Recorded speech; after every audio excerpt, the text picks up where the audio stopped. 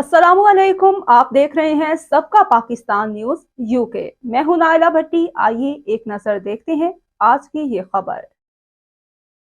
हीर रांझा समा council Virsa theatre production की जानिब से हीर रांझा एक मशहूर पंजाबी लोक Kahani CEO Tain Ahmed director writer actor Saifur Rahman की जानिब से पेश किया गया। तमाम अदाकारों ने अपना अपना रोल बाखूबी अदा किया और भरपूर दाद हासिल की। हीर रांझा एक खूबसूरत मुकम्मल फैमिली पेशकश थी। ऐसे खेल बहुत कम देखने को मिलते हैं जिसमें तमाम मकामी अदाकारों ने अपने फ़न का जादू जगाया। इसी पर मज़ीद जानते हैं मैनचेस्टर से मियां आमिर अली की खुसूसी रिपोर्ट में। हीर रांझा समा कौंसल विरसा थिएटर प्रोडक्शन की जानिब से हीर रांझा एक मशहूर पंजाबी लोक Kahani CEO Tain Ahmed director writer actor Saifur Rahman की जानिब से पेश किया गया, जिसकी मेज़बानी के फ़राइज़ पामीना मलिक और आतिफ रियाज ने अदा किए। जबकि अदाकारों में हीर का किरदार जरका अहमद, रांझा फरीद बट, कैदू सैफुर रहमान, अनवर शाह, समीरा अशरफ, जहीर लखेरा, फरा रादी, महबूब इलाही भट्ट ने अपनी बेहतरीन अदाकारी से सहर तैर कर दिया। तमाम अदाकारों ने अपना अपना रोल बाखूबी अदा किया और भरपूर दाद हासिल की। हीर रांझा एक खूबसूरत मुकम्मल फैमिली पेशकश थी। ऐसे खेल बहुत कम देखने को मिलते हैं जिसमें तमाम मकामी अदाकारों ने अपने फन का जादू जगाया।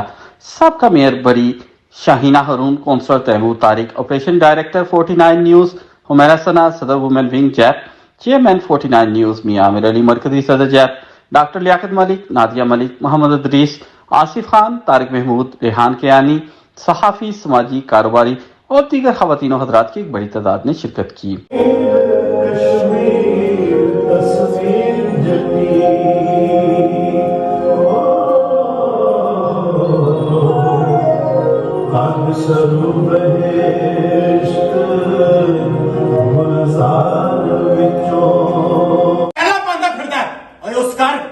जिस घर दे विच जंग दी सब तो सोहनी कुड़ी रहिंदी है, ओ भरावा तू हिरन दी रखवाली ते बगियाड़ बिठाता ही बगियाड़।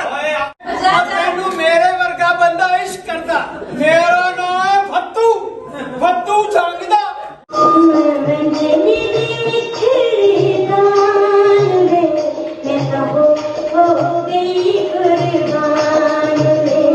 हीर दा ब्याह कर दे। ओए इन्नी छेती हीर दा ब्याह किथों करांगे? शाम कोई बिन शाम Mohammad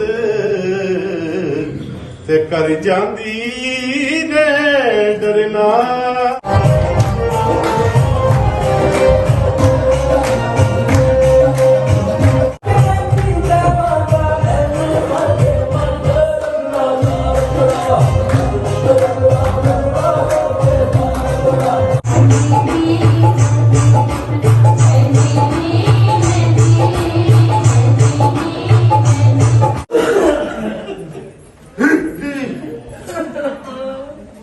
Round of applause for all that. You've done a fantastic job. One thing I can say is they work absolutely tirelessly every Thursday. They're not only working on this particular drama, but many other small plays as well. That's been requested for us to do. We will do that part as well. But I feel proud of what they achieved.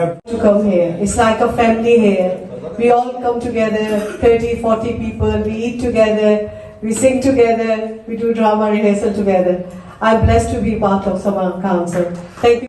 ਮੇਰਾ ਨਾਮ Farid but ਜੀ ਤੇ ਮੈਂ ਹੀਰ ਰਾਂਝਾ ਦੀ team ਦਾ member ਹਾਂ ਤੇ ਇਸ ਡਰਾਮੇ ਦੇ ਵਿੱਚ ਮੈਂ ਰਾਂਝਾ ਦਾ ਕਰੈਕਟਰ ਕਰ ਰਿਹਾ, ਮੇਨ ਕਰੈਕਟਰ ਤੇ ਬਹੁਤ ਅੱਛਾ ਹੈ। ਤਕਰੀਬਨ 6ਵਾਂ 7ਵਾਂ ਪ੍ਰੋਗਰਾਮ ਅਸੀਂ ਕਰ ਰਹੇ ਹਾਂ ਪੂਰੇ ਯੂਕੇ ਦੇ ਵਿੱਚ ਤੇ ਅਲਹਮਦੁਲਿਲਾ ਸੋ ਫਾਰ ਬਹੁਤ ਅੱਛਾ ਪ੍ਰੋਗਰਾਮ ਜਾ ਰਹੇ ਨੇ, ਸਾਡੇ ਸਾਰੇ ਹਾਊਸਫੁੱਲ ਜਾ ਰਹੇ ਨੇ।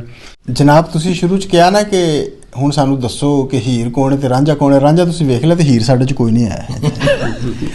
ਮੇਰਾ ਕਿਰਦਾਰ ਕੈਦੂ ਦਾ, ਇਸ ਤੋਂ ਇਲਾਵਾ ਹੀਰ ਰਾਂਝੇ ਦਾ ਡਰਾਮਾ ਦਾ ਮੈਂ ਰਾਈਟਰ ਡਾਇਰੈਕਟਰ ਵੀ ਹਾਂ ਤੇ ਸਮਾਂ ਆਰਟ ਕੌਂਸਲ ਨੇ ਸਾਨੂੰ ਇਹ ਪਲੇਟਫਾਰਮ ਦਿੱਤਾ ਹੈ ਕਿ ਅਸੀਂ अच्छे और प्यारे और तहजीब वाले ड्रामे अपनी कम्यूनिटी वास्ते तैयार कर सकिए। मेरा नाम जहीर लखेरा है जी, लेकिन इस ड्रामे दे विच जिहड़ा मेरा किरदार है ना वो फत्तू दा है। ये कैदो मेरा यार है। मेरा नाम मोहम्मद अनवर शाद। रांझा का प्रोग्राम जो वेख रहे थे असी ये दूसरे इस वैन्यू के उत्ते दूसरी बार असी पेश कर रहे हैं, वो भी पब्लिक की पुरजोर इसरार थे। Summer Arts Council is presenting Heer Ranjha today, as you know, and my role in Heer Ranjha is I'm a friend of Heer. I'm her saheli. We both are her sahelis.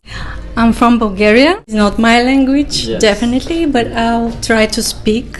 I have dialogues in Punjabi. I'm Heer's saheli, friend, Heer's friend. We support her. मैं तो कहना चाहांगी रांझा रांझा करदी मैं आपे रांझा हुई सदे दी दो रांझा मैनू हीर ना आखे कोई।